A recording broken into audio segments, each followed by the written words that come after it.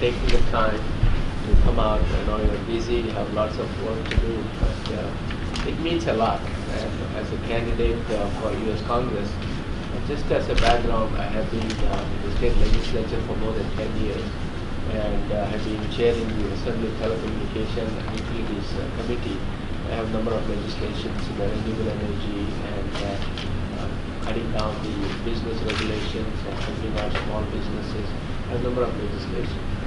My background as an electrical engineer, and I transformed myself from being an electrical engineer to an elected politician. I served as in the Franklin Township Town Council, then became deputy mayor, then became mayor, and in the legislature for the last 10 years. It is a fantastic journey. It's been a privilege to do the public service, and it's not always easy.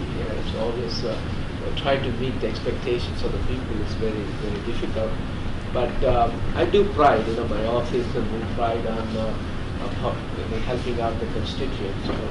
70% of my work involves constituent service.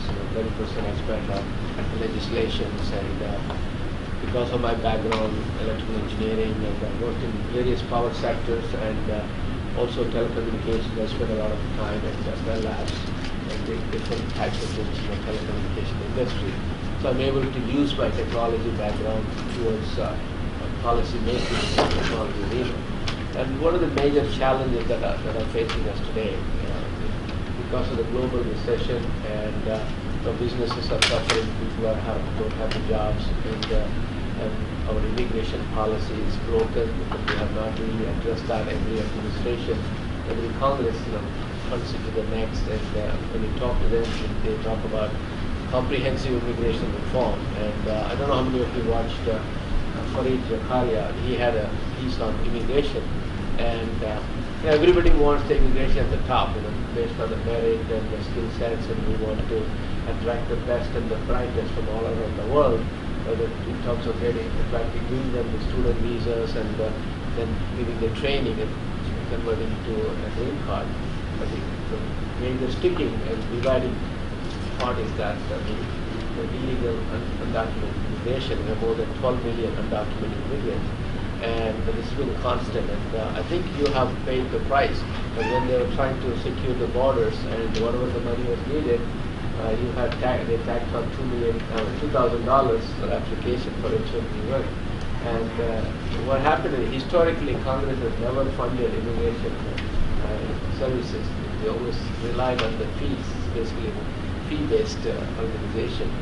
And I think as a community, if you look at it, out of the 435 representatives of the U.S. House, not a single from the Asian Indo-American community or South Asian community for the last few years. The first one was in 1956, then the next one was in 1994, and we stayed for one term. So we need representation. Anything what we do, no matter how much money you make, unless you have the political power, you have the access to political power, it's not going to make a difference. And you need a voice. We have a Black caucus in Congress, and you have a Hispanic caucus in Congress. But there are members elected from those communities who sit on those caucuses, so those caucuses are very successful. When it comes to caucus on India and Indian Americans, we started by non-Indians, and you can see the amount of effort that is being put to help out the issues that related to our community. I think it shows that. That's why representation is very important. That's why I decided to run for U.S. Congress. It is not an easy task because being an assemblyman, I have to take care of that, I have to take care of my family, then I have to also earn a living and then run for Congress. That makes it very difficult. The district is, what happened after the 2010 census, New Jersey's population grew at 3.5% as compared to Florida, Texas, which grew at 10%. So we lost a congressional seat. We went from 13 to 12. And so a lot of gerrymandering has taken place. This district, District 7, is about 565 square miles. It starts in Milburn in Essex County on exit 49A of I-78 and goes all the way to exit 1 in Phillipsburg. Then it starts on Route 22 from Garden State Parkway and goes along 78 up in just a little bit after Ranchburg and Annandale, that area. And then you have 202. You can go all the way from just a little south from Basking Ridge. You can travel on 202 south, go all the way to Lambertville. And so all those towns are in the district. Then you can travel on 206, and if you start in, let's say, Princeton, let's say, it starts in Montgomery, 206, and you travel on the 206 north, you go all the way to basically Mount Olive, Mount Arlington, all those towns come. And a little bit up into the Chester, Long Lake. So it's got 6 counties, and you have 3 of the richest counties in the country are in this district, a very affluent district. You have Morris County, Somerset County, and Hunterdon County, and 3 of the richest counties that are in this district. The median income in this district is $190,000. And then you have the demographics are 72% Caucasian, 11% Hispanic, 11% Asian American, and 6% African American. Then you say, why are you running? What makes you gives you a chance?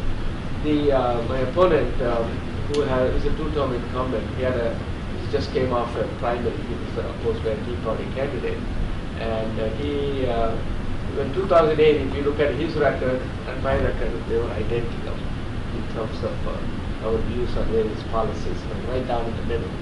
And he has been, he completely transformed, and he became a national Tea Party candidate. So he's got everything. At one time he was pro-choice, now he's become pro-life. He was anti-guns, now he's a card-carrying member of NRA. And then he voted for equal pay for women. There were only 2 congressmen from New Jersey. There are only about 5 Republicans, but 2 of them, Scott Garrett, congressman from 5th District, and Congressman Lance, voted against equal pay for women. It's called the Lilly Ledbetter law. And so I think it shows that this district, even though it's rich, affluent, is fiscally conservative, but they are socially liberal. And when President Obama announced that he supports gay marriage, same-sex marriage, and this Congressman Lance, he did an Insta poll, and he found out that 53% in the district, the 7th district, support marriage equality or same-sex marriage. So I think even this is a presidential year, the elections are going to be, turnout is going to be very high, and I don't think the people are that excited about Romney, and because Romney has his own moments, and then you have Senator Menendez is on the ticket for the Senate, so that will mobilize a lot of Hispanic voters.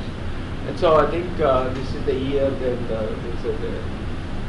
and also the 30% of the district is due to the incumbent. So there's an opportunity for somebody like myself to work it, and naturally that you got 2 things.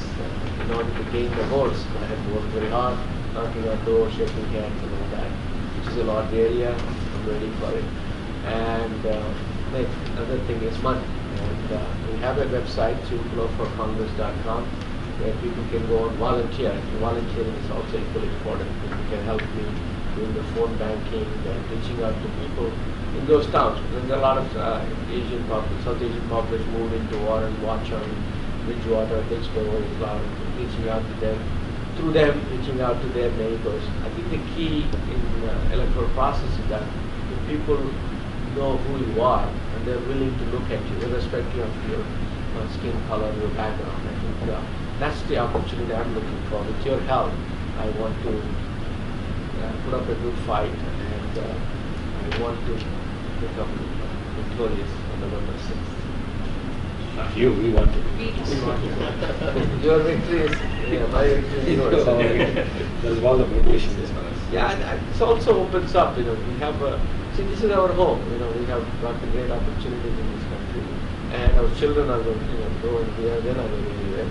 So I think this type of taking the lead, and it is when I was talking to Senator Torricelli, he said, oh, you're a brave man. I said, of course, you have to have courage, because it's not running for office, it's not for timid souls. And of course, there's always got to be an outcome. One has to win and one has to lose. But I think if put up a good fight and show that we are capable, I think it's going to give a lot of publicity to the community. I mean, we are successful professionals. There are a lot of doctors, a lot of IT, a lot of engineers, but we don't get that. We're not that much in the limelight. When things go bad, we are in the limelight, but especially Rajat Gupta and all others come to us from their story, right? And that type of thing. I think we need to project our community in a positive light, and we have to take risks. That's the bottom line. Do you have any questions? What's your